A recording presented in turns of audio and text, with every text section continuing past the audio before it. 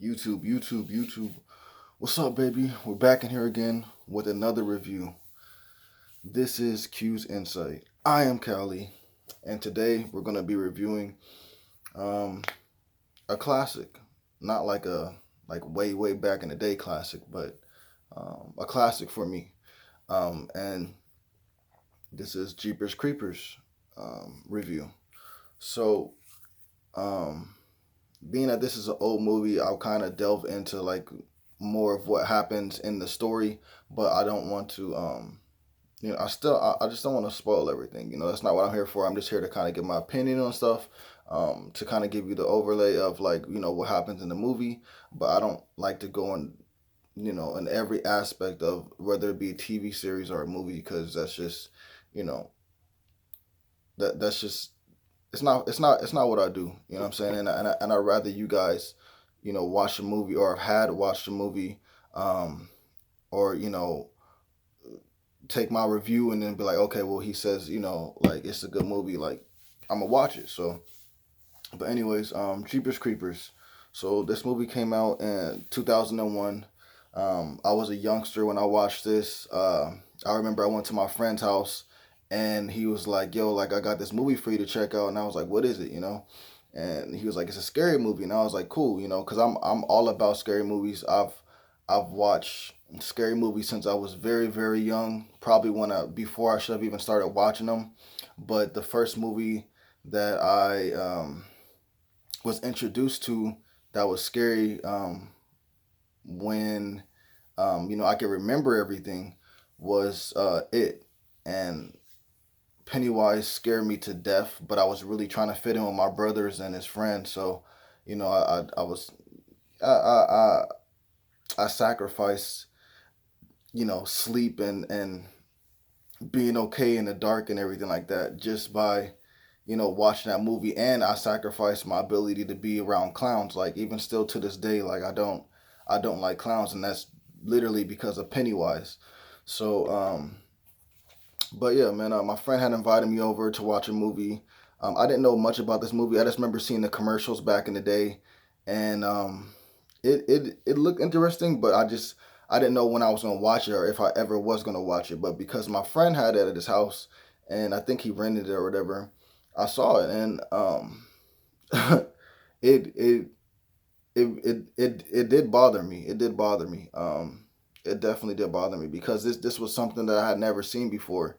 Um, the Creeper is such an iconic character, and I know Victor Salva and his things that he did wrong and stuff like that. And so I just want to quickly say I don't agree with the things that he did, whether they were intentional or whether they were mistakes. I still don't agree with the things that he did, but I still do like his creation. You know what I'm saying? I'm allowed to like his creation, and and not like the things that he did. So I separate the two. I know a lot of people have problems doing that, but for me, I like the Creeper so much that I have no choice but to separate the two. But yeah, man, so I watched that movie and it was just one of a kind. It was something that I've never seen before. The Creeper's iconic look, with him being basically like, I mean, we still honestly don't exactly know what he is. I have a feeling that he was a man before and then got a curse put on him or something like that, and he became, the Creeper. Um, and the reason for that is because of his mannerisms. It's not like he, even though he has beast like mentality about him, the guy drives a truck. You know what I'm saying? The guy's whistling. The guy's wearing a coat and a hat. You know what I'm saying? And you can say that's for him to blend in, but at the same time, his durability, his lifespan, his powers. You know what I'm saying? He doesn't really even have to blend in, because whoever tries to take him out will get taken out by him. And even if they were able to stop him, you can never truly stop him because he comes back to life. So, it's just so creative. It's such a brilliant character, and such a brilliant franchise as well. Um, but that movie was great, man. I know a lot of people have seen it, already, and being that we have this upcoming Jeepers Creepers Reborn movie, I kind of wanted to go back and just, you know, get my review on Jeepers Creepers 1 and Jeepers Creepers 2. And I may do Jeepers Creepers 3 review, but Jeepers Creepers 3 is not really worthy of a review just because it's trash. It's trash. It's trash. It's trash. Jeepers Creepers 1 is great. Jeepers Creepers 2 is great, but Jeepers Creepers 3 is just complete trash. But just because of the fact that I like this franchise so much, and because of the fact that we're about to have the Reborn movie coming out, I might just do the third movie review as well, just so I can have the complete review for all three movies. And then when the fourth one comes out, of course I might review that one. Um, but the premise of this movie is, you have a brother and sister, um, on vacation, going back to visit their parents. I can't remember if Trish was in school. I think she may have not been in school at that point, but for sure Derry was in school. So he, you know, he's coming back from like a college break or something like that, you know. So as they're on their way to head back home, they end up um, seeing an act happen, where in which you see a old guy and a um in a jacket and a hat and stuff like that, kind of dirtied up, and he's like at this old church building, and it looks like a creepy area, and they see him dumping something down a pipe that's shaped like a body, so they're tripping out, you know, just like anybody would. um and the creeper kind of notices them, you know, pass by, and then eventually, you know, they as they're driving, as they're still continuing their drive down to the house, the creeper shows up and ends up, you know, knocking them off the road, all stuff like that, and big situation happens. um they end up going back to the church to go investigate basically what he put down those pipes. And so they go down there and they find his house of pain. It's called the House of Pain. This is a place where he, you know, can reside and store all the bodies and stuff like that, whatever it may be, so that way he can, you know, rejuvenate himself whenever he needs to, by taking certain parts from people and consuming them, and then those parts become him. So, um, but you have that happen. Eventually, you know, after so many run-ins with him, they get a call from Giselle, and Giselle is like she is kind of tapped into the supernatural world. Like she's a psychic, right? Um, so she basically warns them about the creeper, and kind of tells them about like what it is, and, you know, like, just to really be careful because it's not something to play around with. And they don't believe her at first, but then eventually, as the movie goes along, they have no choice but to believe her because of the fact of, you know, the things that he's doing and the things that they see him do. um, and, you know, they end up getting to a point where they injure him, and they injure him very, very badly, and you would think that whatever it is, you know, is dead, but it wasn't. It gathered itself up. It went to, you know, they end up going to a jailhouse, and when they go to the jailhouse, Derry and Trisha end up going to a jailhouse, and when they go to the jailhouse, they find out that the creeper has followed them there. And the creeper, like I said, they had just had that run in with him and injured him so badly that, you know, he needed to replace certain body parts. So as he's in the jailhouse, he starts attacking, you know, the prisoners in there, and, you know, he restores himself basically. And you know, the thing with the creeper is he's not after everybody. You know what I'm saying? Even if you're attacking him, he's not after you exactly. He may go kill you to stop you from attacking him, but he has this ability to sense fear in people, and from the fear that he senses, he's able to tell, you know, if there's something inside that person that, you know, he would need.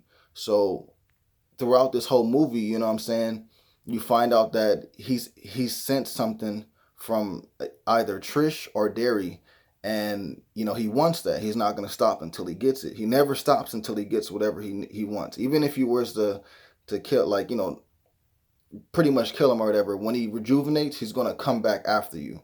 Or even if it's the because he's alive for so many days, every 23 years or whatever it may be.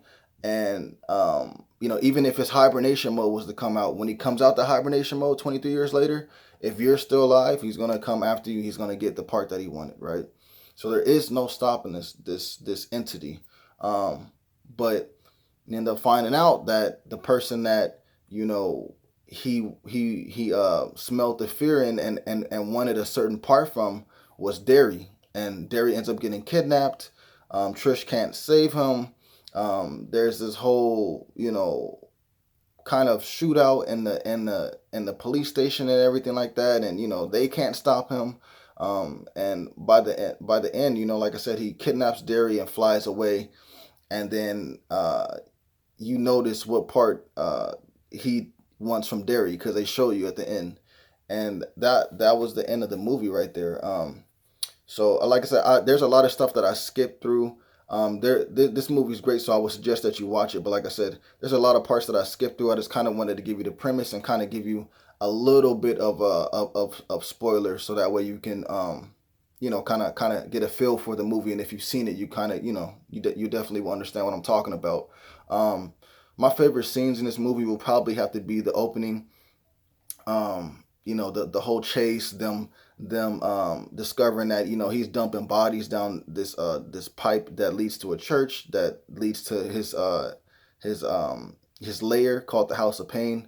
Another favorite scene for me would be when they go to Trisha and Derry need to find a phone so they can call the cops, and they end up going to this old lady's house, and they're followed by the creeper, and then some stuff happens there. But that's another one of my favorite scenes. And probably my last one that I'll say is the part where they're in the prison. Just that whole scene was crazy to see, because you see him, what I'm saying, take out police officers. We're seeing that bullets do nothing to him.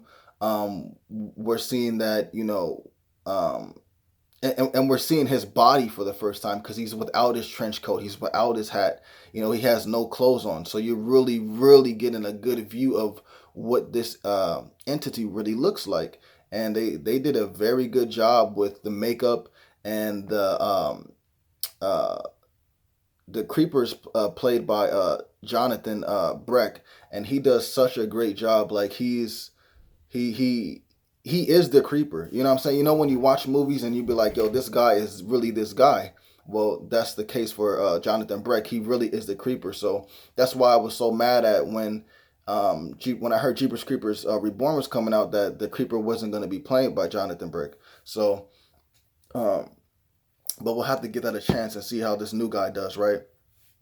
Uh, but um, the for the time, and the movie was sort of a low budget movie. They pretty much spent all their money on the creeper's look, and you can tell like he really looks good, like he's really fleshed out. He really, like, nothing looks fake. And the thing about it is there's no CGI really. It's all practical effects. So I think the only part that was CGI is when he uses his wings. But other than that, everything else is just practical effects. So it's like it even looks better than it would if they were to use CGI, especially at that time, because the CGI would have been really crappy. So I'm happy that they did use the practical effects, because it ages so well. I watched this movie, and I'll watch it back in the past, and it still feels fresh. It still looks good amongst all these other movies that's been coming out nowadays with all the CGI upgrades we have and stuff like that. The fact that this can still hold up to these movies that's coming out now is amazing. You know what I'm saying? So they definitely did a good job with the way that the creeper looked.